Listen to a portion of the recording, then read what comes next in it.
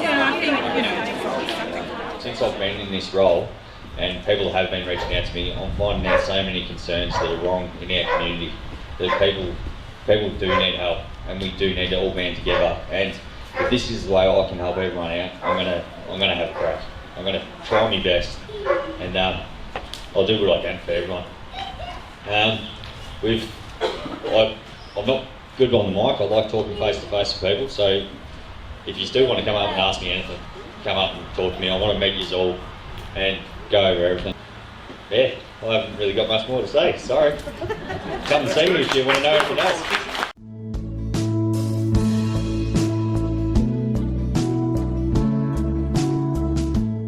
So this election, you've really got Pauline Hanson's One Nation. It's the last bastion of conservatism, folks. I mean, we're the only ones that are really going to be sticking up for you. Because if you vote the same way you've always done, you're going to get more of the same. If you're happy with life, if you're happy with the way Warragul's going, well, just vote for Labor and Liberal, and things will keep on going, if not get worse. If you want real change, though, then you really need to consider Pauline Hanson's One Nation. Look up the policies, they're all online, and I think you'll get a pleasant surprise with what we offer. Now, some people are asking about the elections. I've worked with the AEC over a number of years, probably over a decade, so I've got a very good understanding of how the elections work. So I'm happy to take questions on people worrying about pencils and pens. You can take in a pen or pencil, it doesn't make any difference. So what will happen when you go into the booth, it's open between 8 o'clock and 6 o'clock, you'll go in and vote, you put your vote in the box. At 6 o'clock, the doors close. You'll have a few people banging on the door at the front saying, but I was only 30 seconds late, let me in, let me in. But unfortunately, that will be it. What happens then is they tip all those votes out that have been accumulating during the day, and then they'll sort them into first preference order. So they'll have a big pile there for Labor, big pile for Liberal, even bigger pile for One Nation, and the other sort of parties as well. They'll count those through, and then they ring a number. They'll ring up, in the case of here, you've got the AEC here in Warragul, they'll ring through and say, we've got so many primary number one votes for Labor, Liberal, One Nation, just smashed it, they're just fantastic. And then they report that up to the tally room up in Canberra, and they'll update the details there, and that's how they know basically who's won. If one of the candidates gets more than 51% of the vote, well, they're deemed elected. On the Sunday following, what happens is, if there's no clear winner, they start going through your second preferences. So they look at the party that's got the least amount of votes, say it's United Australia Party, they'll go through all their first preference votes and look at who's the number 2 vote. So some might go on to Liberal, some might go to One Nation, some might go to National Party. And they keep going until they get 51% of the people, one person's got 51% of the vote, and that person is deemed the winner. So that's why sometimes it takes months in a tight election to decide who's actually won. Now, whether you bring a pen or pencil, that's up to you, but I know there's a lot of conspiracy theories going around, but having worked in there, you don't have any time. Think of those poll clerks, they've been in there since 6 o'clock in the morning, and they just want to get home, you know? So they just count up all those first preference votes, they give it to the boss, and then he rings it through. There's no time to get the rubber out and change things around. So I just want to assure you that I've got a lot of faith in the integrity of our voting system. Having worked in it, I can said from first-hand experience. With this Senate paper, now it's important. You can either vote, it's the big long white one.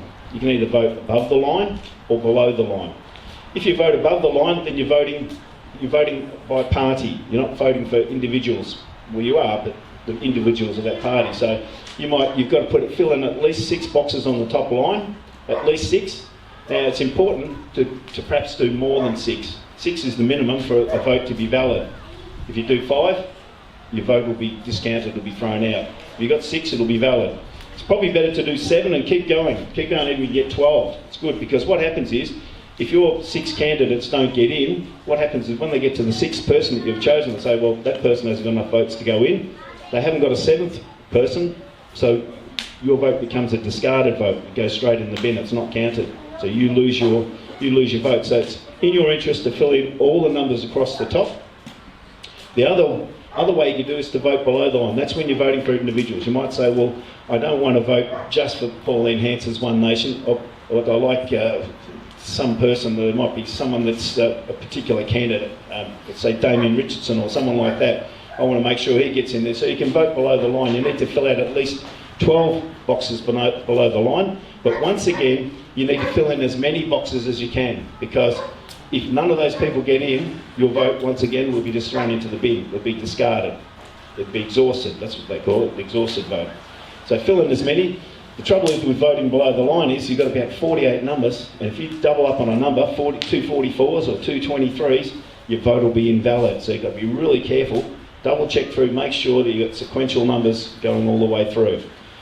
Coming back to the scrutineers, their job, they'll be there working for a party, and they'll be looking razor sharp eyes at the votes. When they're putting them up in the piles of First Division votes, Labor Party are absolutely superb at this. They always have.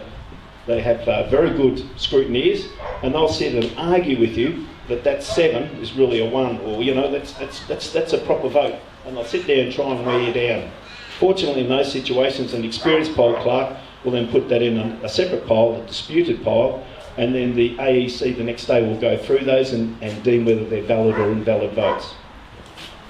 Good morning, everyone. It's good to see you all. I'll just give you a bit of background on me. I'm not generally great at selling myself, much like Alan and Greg. We're at One Nation. We're developing relationships amongst ourselves, and we're realising that we're all just genuine, authentic people. None of us intended to become politicians. We've all just felt an inherent sense of moral obligation to just step up and have a go, which is why we're here. Firstly, I'll thank RDA and Stand in the Park, you guys and all the other groups, the freedom groups that have gotten together over the last couple of years. I think with this election, more so than any time in recent history, education is the most important thing. People have taken a bit of proactive approach to learning about the governance of our country and how they can affect change, and I think that's just fantastic to see. Yeah, alright, so a bit about me. I'm a local boy myself. I'm born and bred in Garfield, actually born in the Warragul Hospital, went to school at Warragul Tech also. I've been in Queensland the last 10 years. I moved back down last year. I was up there with Defence. I posted up as a combat engineer. Last year, 2 years ago, I transferred to Army Reserves and worked in North Central Queensland coal mining. I'm a single father, I have an 18-year-old daughter.